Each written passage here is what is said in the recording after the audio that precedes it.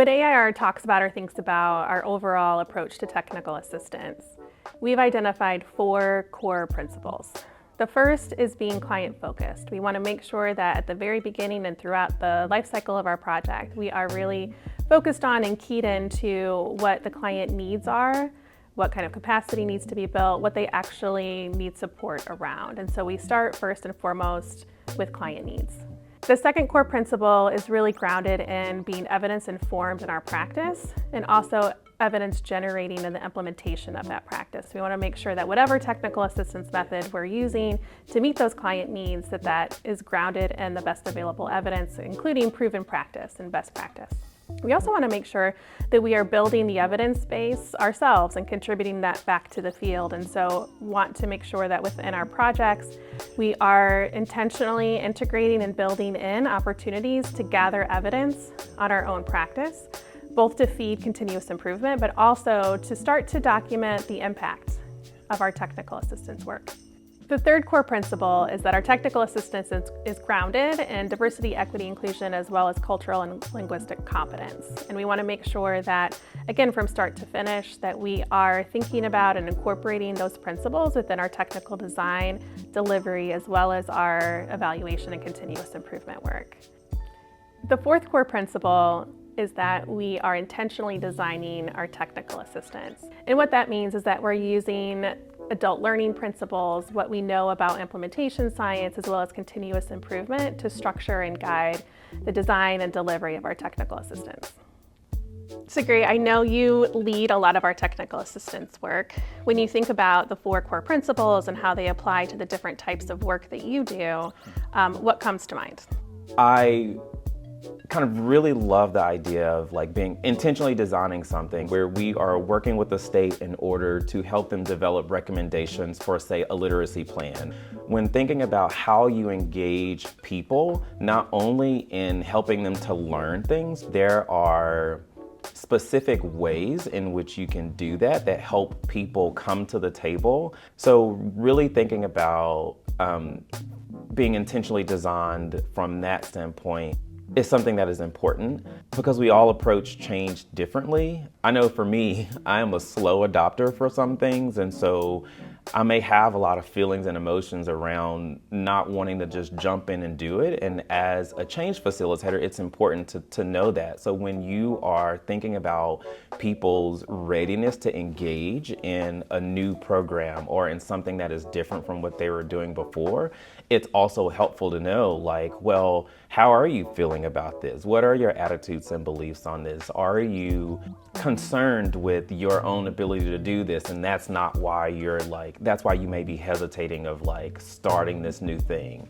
I really like the idea of change facilitators. So when I think about how challenging sometimes it is to define technical assistance, I really like that framing.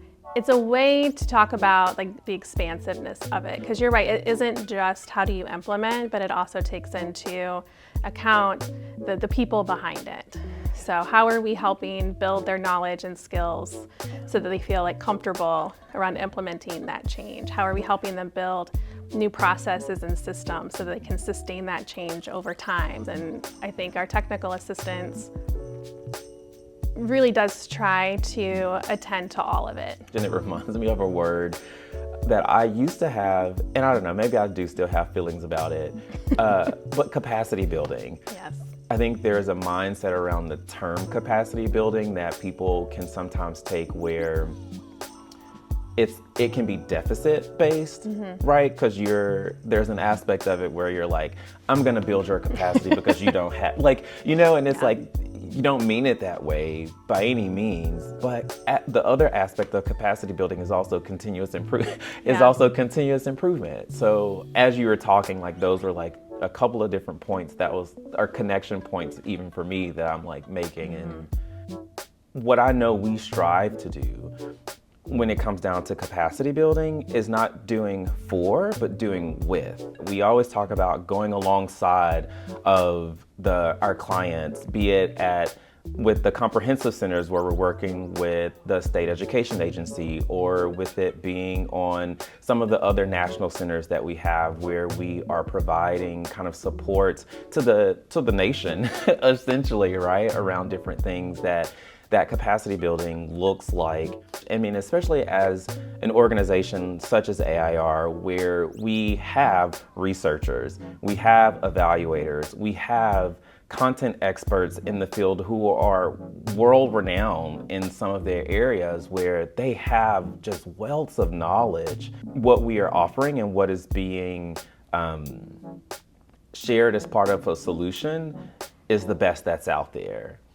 And I think one of the reasons why our approaches are so effective at AIR is that we lean into the evidence and really want to know not just the latest evidence in a particular content area in which we might be working, but also in the actual methods of technical assistance that we're employing.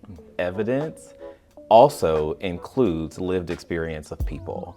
And as an organization, and having kind of going on our like diversity, equity, and inclusion and cultural and linguistic competence kind of journey, most, if not all, of our projects are focused on and are meant to have some type of lasting, like, impactful change for someone or a group of people who we hope will be benefiting from, you know, the work that we do within our technical assistance. Their experience and their voice is as relevant and is as important as some of the evidence that we find from like research and evaluation.